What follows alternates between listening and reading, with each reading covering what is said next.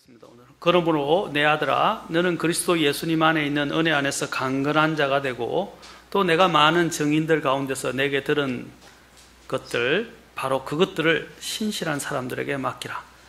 그들이 또한 다른 사람들을 가르칠 수 있으리라. 그러므로 너는 예수 그리스도의 좋은 군사로서 고난을 견디어 내라.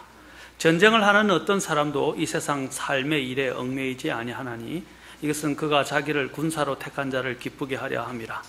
또한 사람이 우승하려고 애써도 적법하게 애쓰지 아니하면 관을 얻지 못하며, 수고하는 농부가 열매에 맨 먼저 참여하는 자가 되어야 마땅하니라. 내가 말하는 것을 깊이 생각하라. 주께서 모든 일에서 내게 깨달음을 주시기 원하노라. 15절. 너는 진리의 말씀을 바르게 나누어 내 자신을 하나님께 인정받은 자로 부끄러울 것이 없는 일꾼으로 나타내도록 연구하라. 기도하겠습니다. 하나님, 오늘도 함께 하신 주님, 이 오후에도 주님이 말씀의 권능을 더해 주시고 부족한 저와 또 저의 모습들은 감추시고 주님의 말씀의 역사만 나타나고, 또한 주님께서 이 모든 것을 통해서 영광을 받으시며 성도들을 더 주님께로 가까이 이끌어 주시기를 원합니다. 주님께 이 모든 것을 맡깁니다. 주님의 손안에, 권능의 손안에, 은혜의 손에 이 모든 것을 의탁하며 예수님의 귀한 전함을 받들어 기도합나이다. 아멘. 앉으시겠습니다. 지난번에는 제가 하나님이 쓰시기에 합당한 일꾼의 특성에 대해서 살펴봤습니다. 오늘은 하나님의 일꾼이 가져야 할 자세에 대해서 보겠습니다. 하나님의 일꾼이 가져야 할 자세. 오늘날 우리는 성경을 모델로 한 진정한 교회의 모습이 부재한 시대에 살고 있습니다. 많은 사람들이 있지만 많은 사람들이 진정으로 주님을 다 따르고 주님의 뜻 안에서 살아가는 사람들은 아닙니다. 또 많은 교회들이 있지만 많은 교회들이 주님의 진리에 따라서 또한 말씀을 선포하고 교회를 세워가는 교회들이 아닙니다. 모두 다가 그런 것은 아닙니다. 주님께서는 마지막 날에 대해서 소수라고 말씀하셨습니다. 소수일 것이다.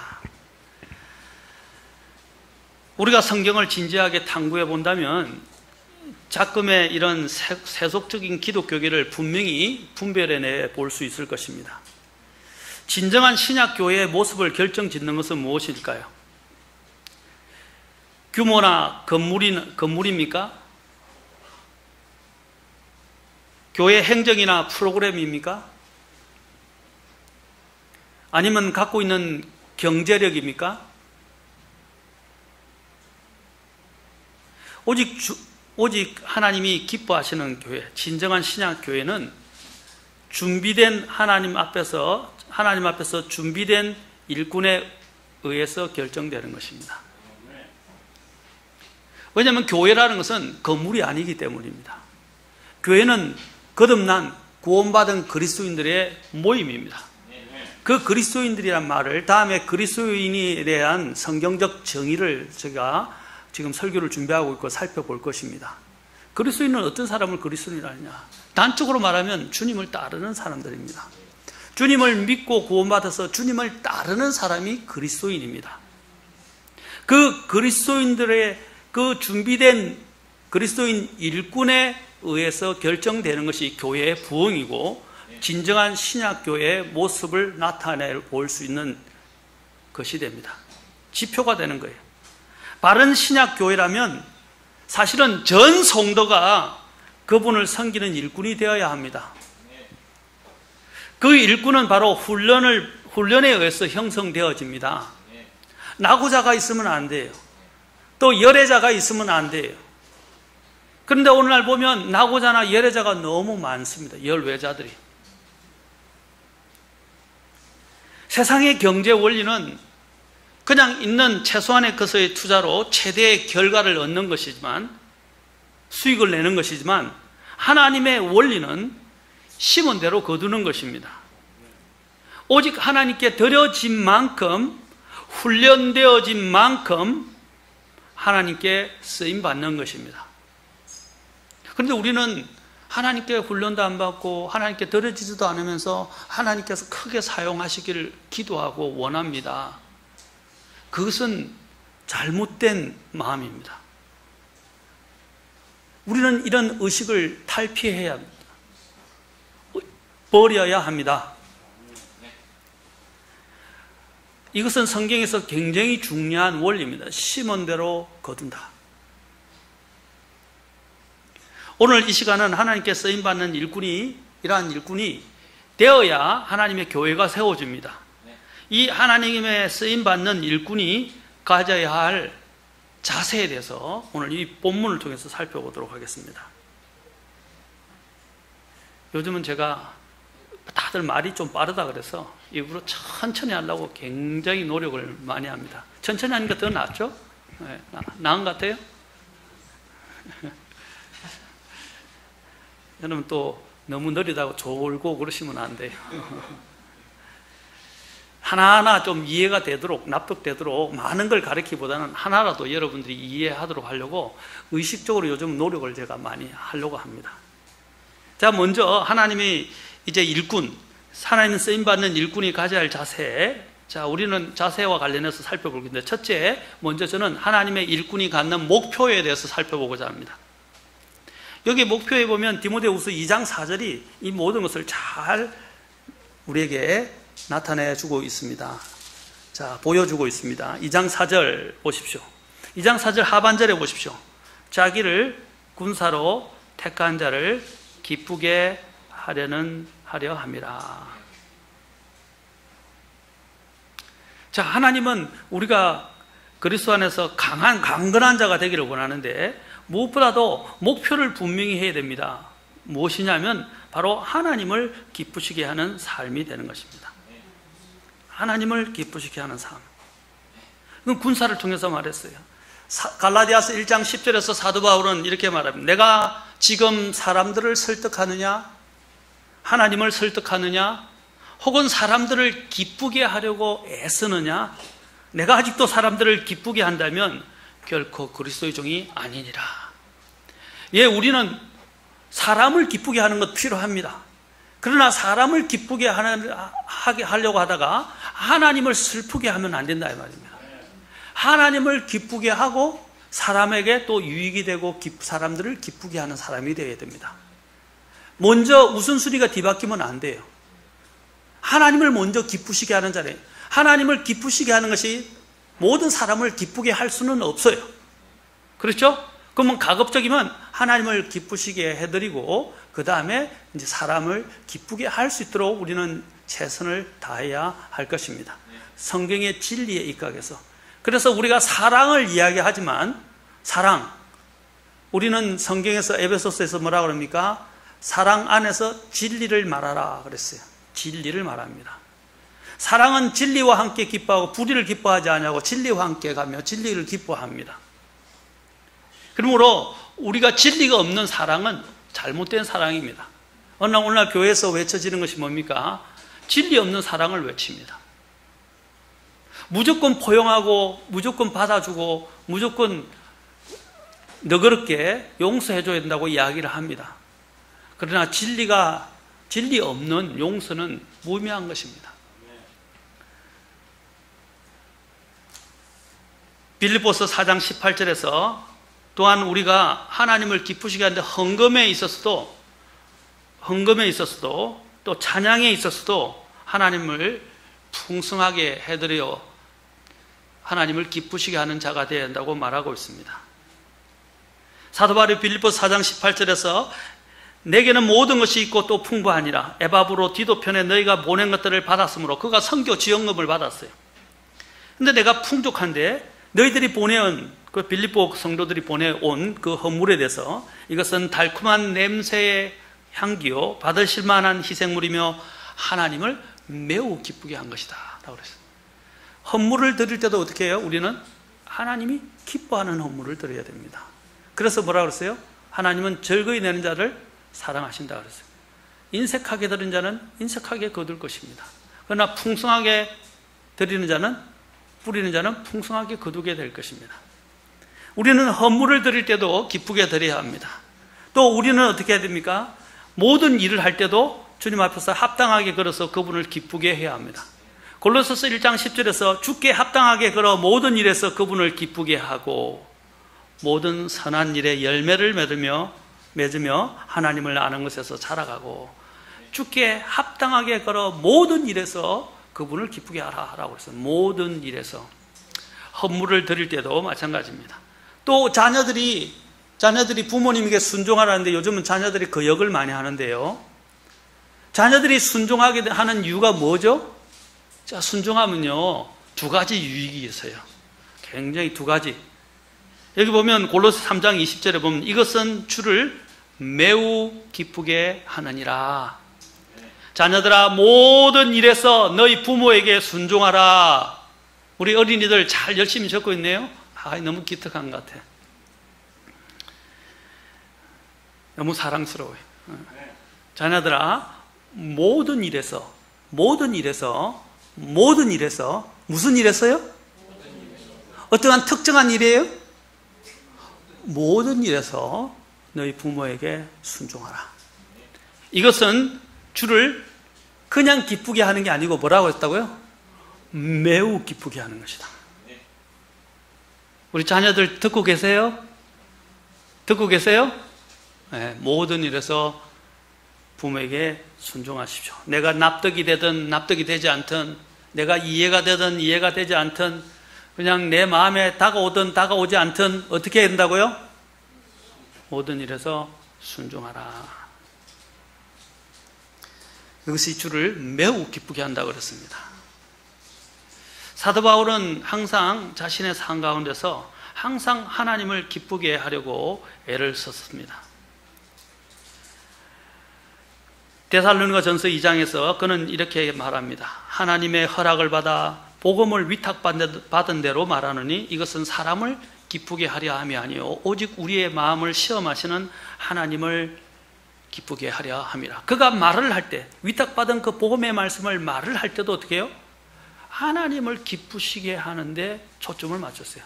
복음을 선포하는 일에 있어서 사람을 기쁘게 하는 게 아니라 하나님을 기쁘게 하는데 초점을 맞췄다는 것입니다.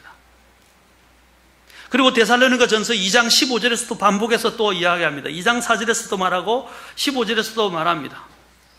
유대인들은 주 예수님과 자기들의 대언자들을 죽이고 우리를 핍박하였으며 하나님을 기쁘게 하지 아니하고 모든 사람을 반대하는 자들이에요. 그들은 하나님을 기쁘게 하는 사람들이 아니었다고 말합니다.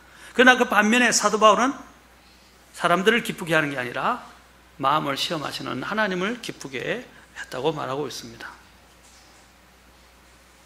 그러면서 계속 데살로니가에서는요, 이 부분들을 자꾸 계속해서 강조해서 다루고 있어요. 데살로니가 전서 4장 1절 한번 가봅시다. 전서 4장 1절.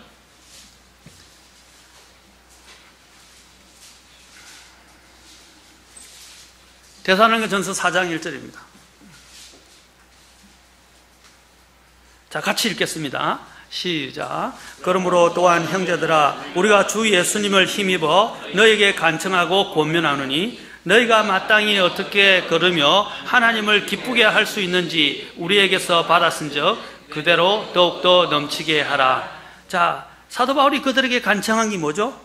마땅히 어떻게 행보하는가와 함께 하나님을 기쁘게 할 수 있는가. 하나님을 기쁘게. 저는 참 그 표는 잘 만드는 것 같아요. 극동방송을 들으면 극동방송이 선전하기 전에 항상 그런 광고가 나와요. 하나님을 기쁘시게, 사람을 기쁘게.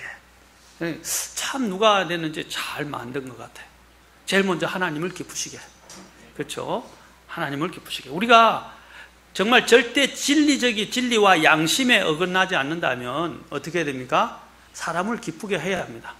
사람들과 화평을 도모해야 합니다. 그렇죠? 또 사람들의 유익을, 다른 사람들의 유익을 구하는 자들이 되어야 합니다. 이타적인 사람들이 되어야 합니다.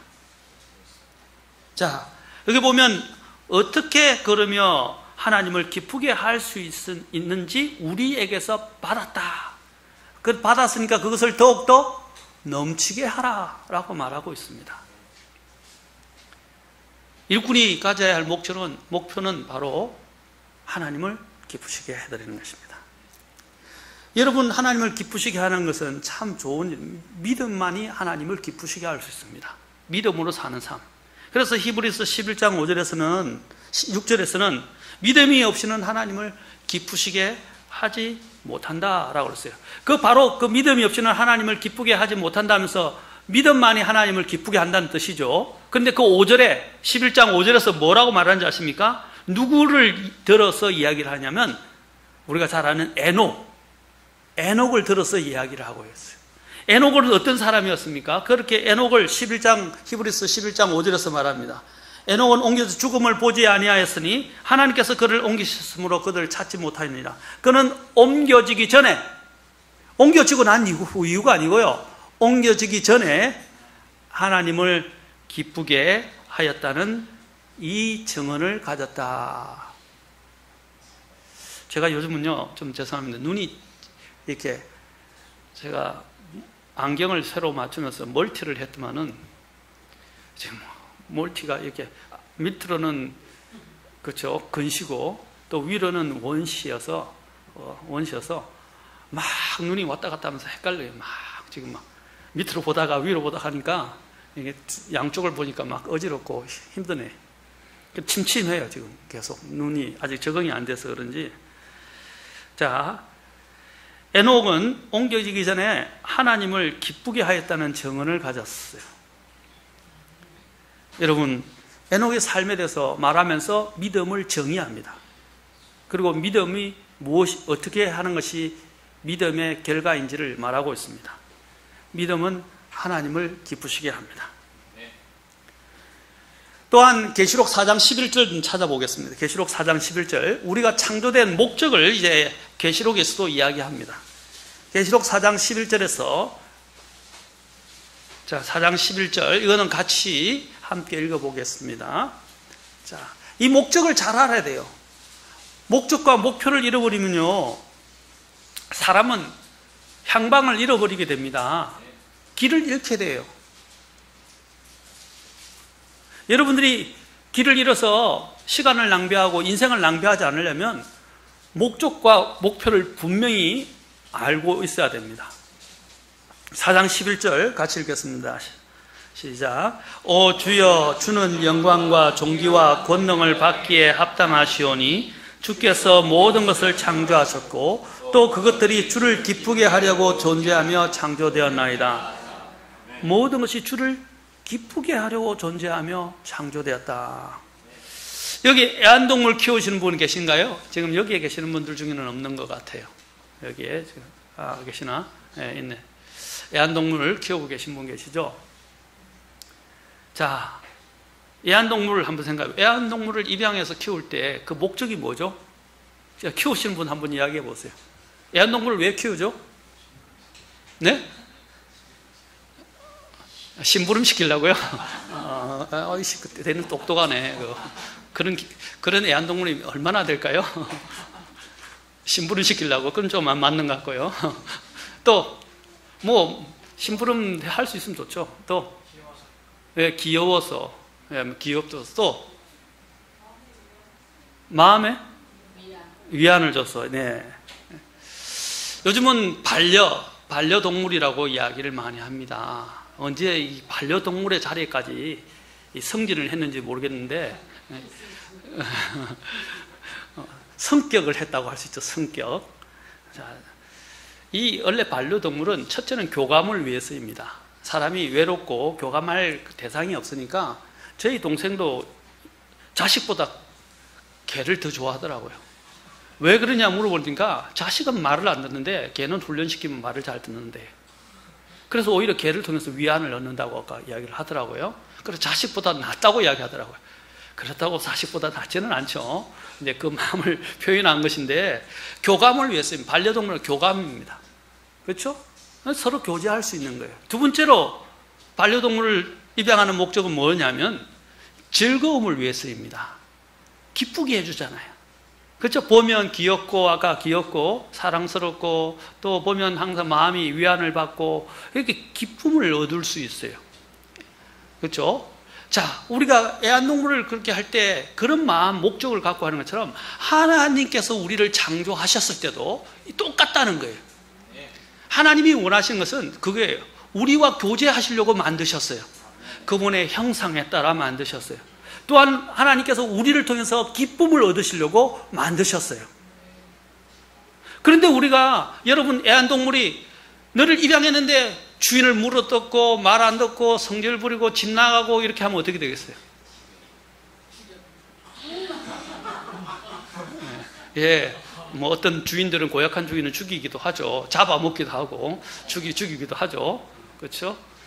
옛날에는 고양이도 잡아서 약으로 먹고, 뭐 심지어는 개도 잡아먹고. 제가 시골에 오래전에 갔었는데, 시골에 가니까 거기서 강아지를 키워가지고 새끼를 키우고 있었는데, 어느 날 하루 강아지가 없어졌더라고. 보니까 강아지를 보신탕으로 잡아 드셨더라고. 보신한다고.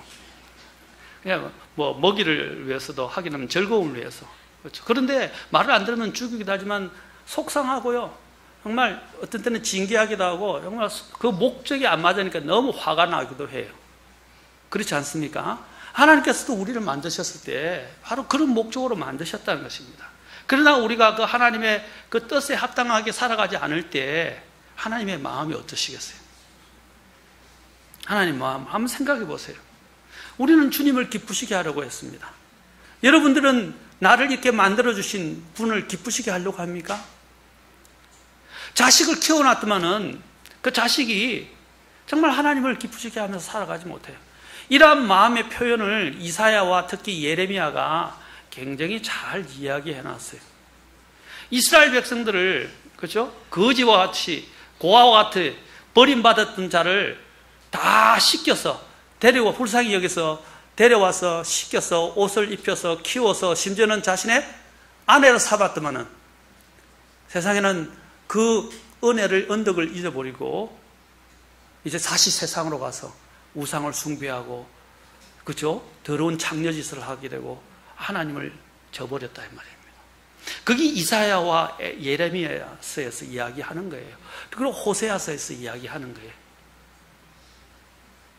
하나님이 얼마나 마음이 아프든지. 소도 자기 주인을 알고, 그렇죠? 소도, 짐승도 자기 주인을 알고, 심지어는 말 굉장히 듣지도 않는 나귀도 자기 주인을 안다고 그랬어요. 그런데 이 이스라엘 백성들은 하나님을 모른다는 거죠. 잊어버렸다는 거예요. 여러분, 우리가 배은망덕을 이야기하는데 우리가 자신을 한번 보세요. 하나님께 얼마나 배은망덕한지를 한번 보세요. 하나님의 그 은혜를 얼마나 우리가 많이 저버리고 하나님의 목적에 맞지 않게 내 멋대로 살아가고 하는 데가 얼마나 많이 있습니까?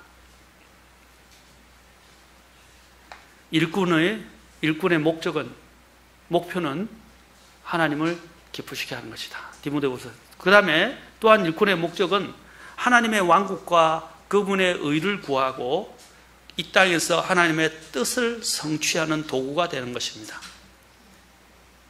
하나님의 왕국과 의를 구하고 땅에서 하나님의 뜻을 성취하는 도구가, 이것은 오전에도 읽었죠. 너희는 첫째로 하나님의 왕국과 그분의 의를 구하라. 그리하면 이 모든 것을 너에게 더하시리라 약속하셨어요.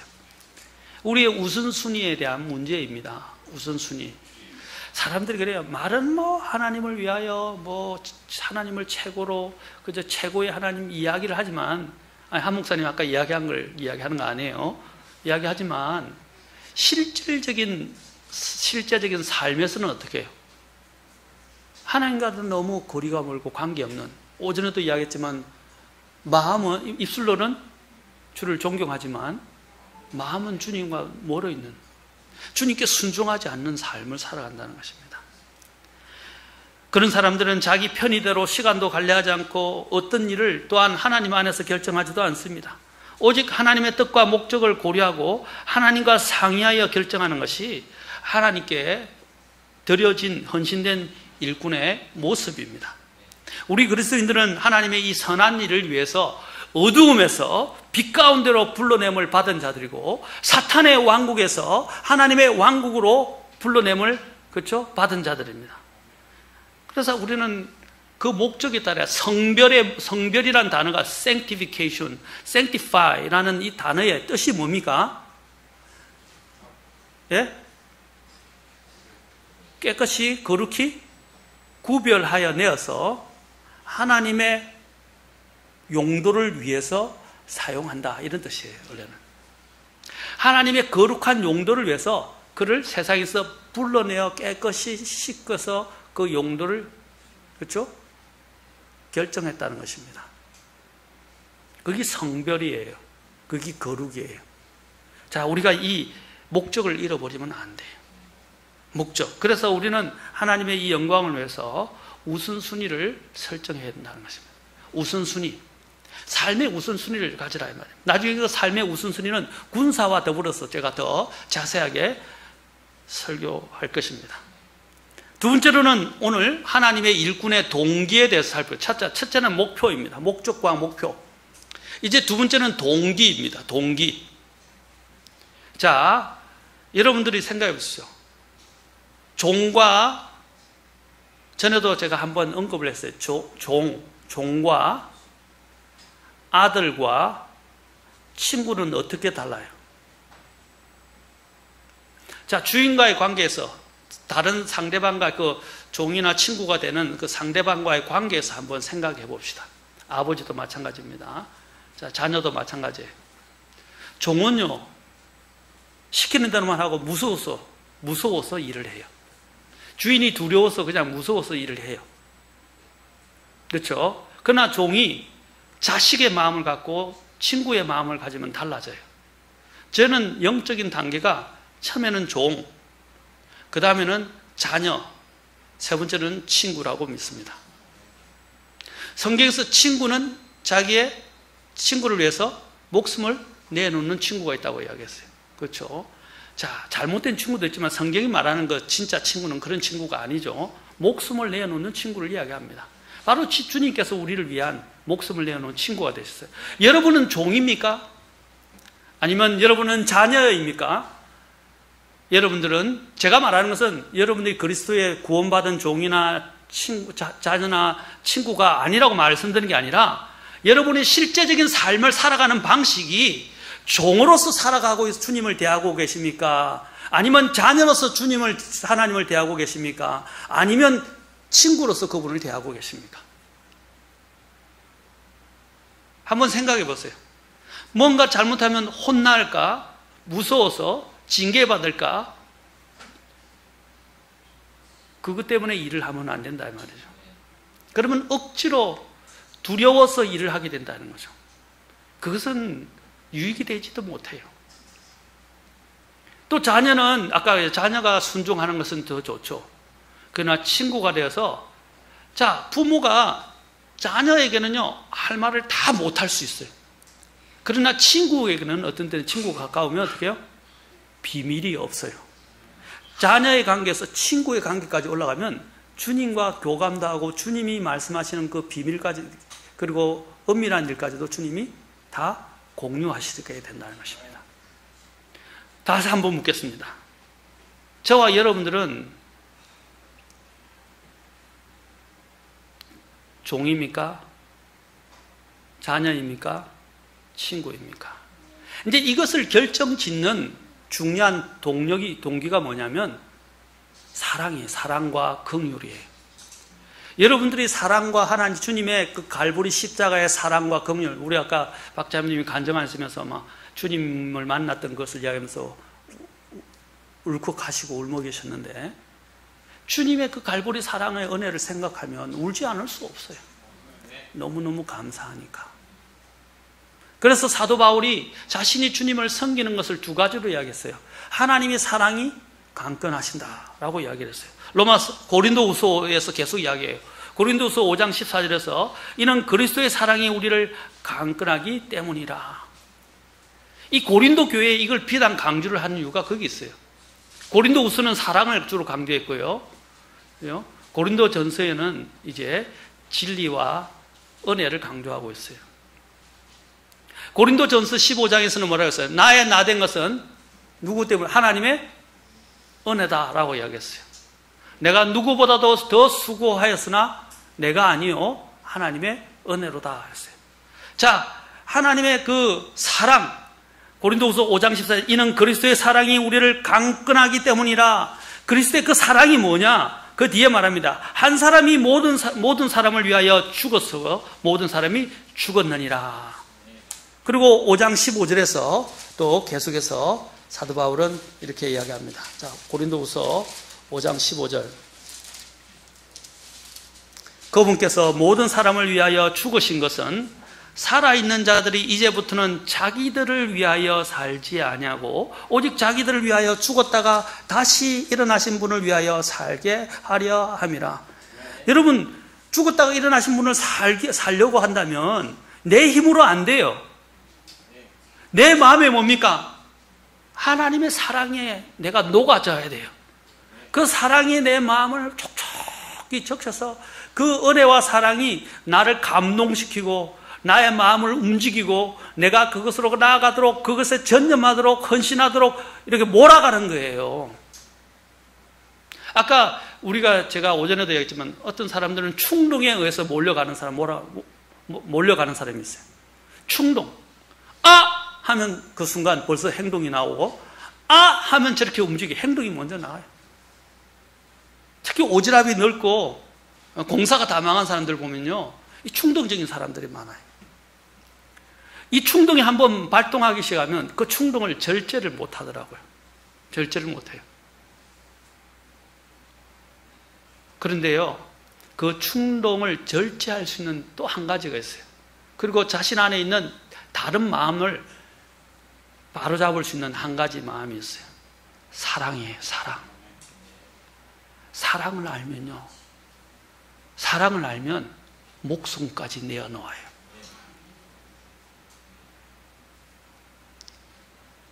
여러분, 특히 여기 결혼하신 분들 생각해 보세요. 아마 결혼할 때 양가 집안의 반대나 여러 가지 반대를 무릅쓰고 결혼하신 분이 있을 거예요. 어떤 분들은 국제 결혼을 했더라고요. 제가 아는 분도 국제 결혼했는데 무지 반대가 많았대요. 선교사님들 중에도 계세요. 국제 결혼하는데 너무너무 반대, 국경을 넘어서니까 문화적인 문제부터 시작해서 굉장한 반대에 부딪혔대요. 그런데 그 반대를 어떻게 이기게 되겠습니까? 어떻게 이겨냈죠? 사랑이죠. 여러분이 두 분이 어떻게 맺어지게 되었어요? 저도 반대가 있었어요. 반대를 무릅쓰고 결혼했어요. 그러나 우리는 그리스도 안에서 예수님을 믿는다는 것 때문에 반대가, 또 예수님을 믿지 않는다는 것 때문에 집안이 반대가 있었어요. 많았어요. 근데 우리가 예수님 안에 있으니까. 그렇죠? 서로 또 사랑하니까 그게 문제가 안 되는 거예요. 여러분, 저와 여러분이 주님을 정말 사랑한다면 주님을 위해서 섬기는 이런 일들은 어려움이 되지 않습니다. 그리스도의 사랑이 우리를 강건하지 않습니까? 우리가 그분의 사랑으로 감화되어 있을 때 우리는 자원하는 마음으로 하나님을 섬기게 될 것입니다.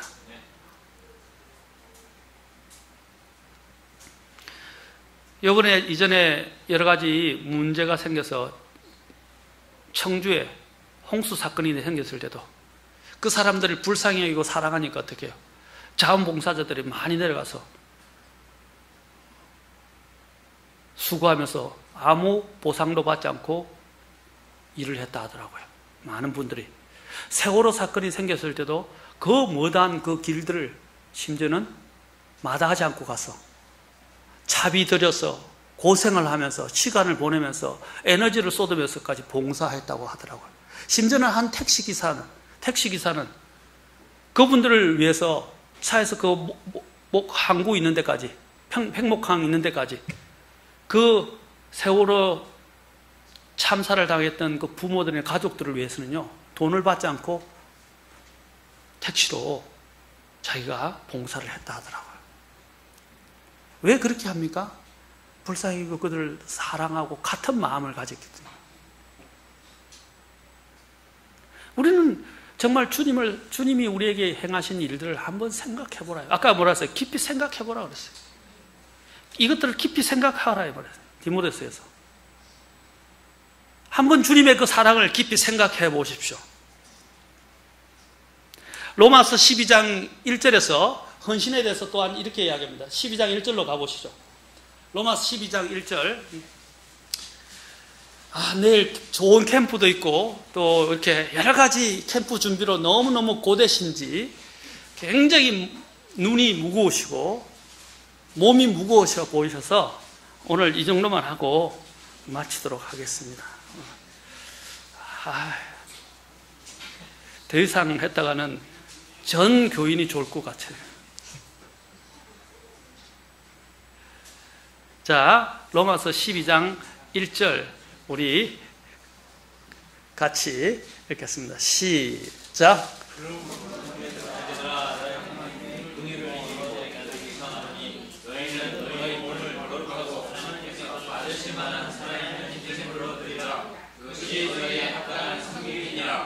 예, 하나님께 기뻐하시고 거룩하고 하나님께 받으실 만하고 살아있는 희생물로 드리는 그 섬김, 그렇죠? 그 합당한 섬김을 위해서 전제가 되는 게 있어요. 뭐라고 되어 있죠? 내가 하나님의 긍휼을 힘입어 너에게 긍휼. 여러분 한번 생각해 보세요. 전에 제가 유명한 러시아의 작가가 사면을 받았다고 이야기했죠. 예? 자, 죄와 벌을 겪었던 사면을 받았다 사람. 그 사면을 받았을 때 그가 어떻게 했어요? 새로운 인생을 살게 되었습니다. 자, 여러분 생각해 보십시오. 여러분이 지금 당장 대역죄인으로 죽어 마땅하다라고 선고가 내렸는데 갑자기 왕이 마음을 바꿔서 사면하라 이렇게 했어요. 사면하는 이유가 그 아들이 와서 그를 위해서 호소하는 거예요. 아니면 내가 대신 죽겠습니다 라고까지 하면서 그의 생명을 호소를 합니다. 그래서 그 아들로 인해서 그가 죽어 마땅한데 한 번 더 기회를 주기 위해서 그 대역죄인을 사면했다고 생각합니다. 자, 그 대역죄인이 내다 한번 생각해 보세요. 나다. 저를 이야기하는 게 아니라 여러분 다요. 여러분이 다 전부 대역죄인인데 갑자기 죽어 지금 사형에 처해야 되는데 사면이라고 해야 됐어요. 얼마나 기쁠까요? 얼마나 감사할까요? 그게 긍휼이에요. 죽어 마땅하고 그 죄의 대가를 치러야 되는데 그 죄의 대가를 치르지 않고 용서해 주는 겁니다. 넘어가는 거예요. 그게 긍휼이에요. 사도 바울은 이 사랑과 긍휼로 우리에게 호소합니다. 일꾼의 자세가 뭐냐? 그래서 아까 그 사랑과 은혜를 한마디로 뭐라고 하냐면 디모데후서 2장 1절에서는 한마디로 뭐라고 그래서 그걸 은혜다 그랬어요. 은혜는 뭡니까? 사랑을 받을 만한 자격이 없는 자가 받게 되는 호의잖아요. 또 그가 죽어 마땅한데도 어떻게 해요? 그것을 죽음을 보지 않도록 죄를 받아 마땅한데도 벌을 받아 마땅한데 벌을 내리지 않도록 그냥 넘어가는 거예요. 그게 긍휼이에요.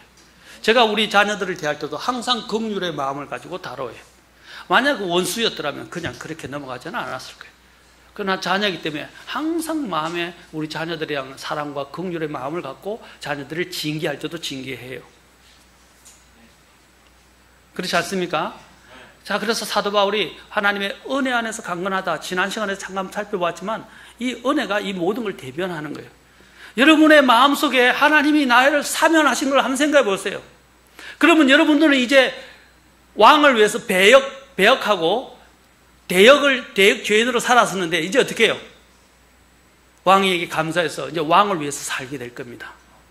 맞습니까? 그리스도께서 십자가에서 죽으심으로 저희를 구원하셨다면 이제 그 긍휼과 은혜와 사랑을 입었다면 이제는 그분을 생각하면서 그분을 위해서 살 수밖에 없어요.